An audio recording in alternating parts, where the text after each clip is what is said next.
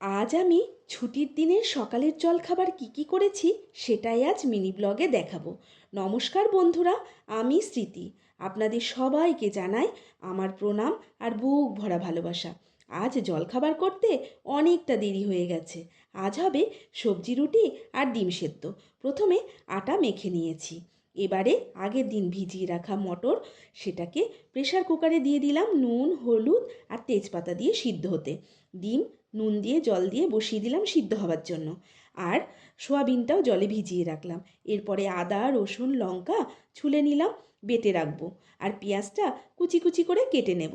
এবারে আলুর খোসাটাকেও ছাড়িয়ে নেব।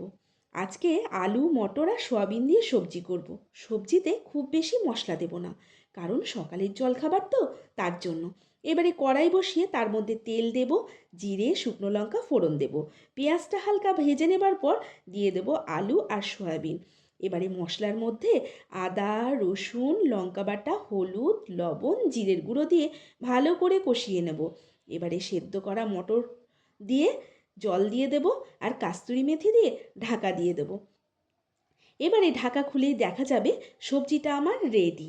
এইদিকে আবার ডিম সেদ্ধ হয়ে গেছে, তার জন্য খোসাটাও ছাড়িয়ে নেব।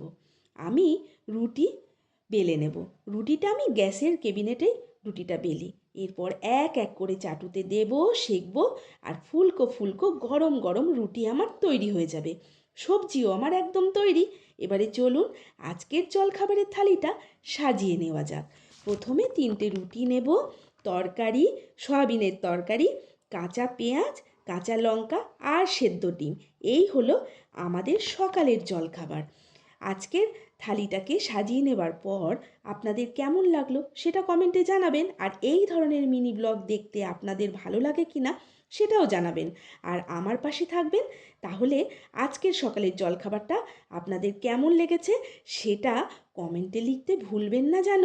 আপনারাও কি এই রকম জলখাবার খান? আজ আসি, কাল দেখা হবে। নমস্কার।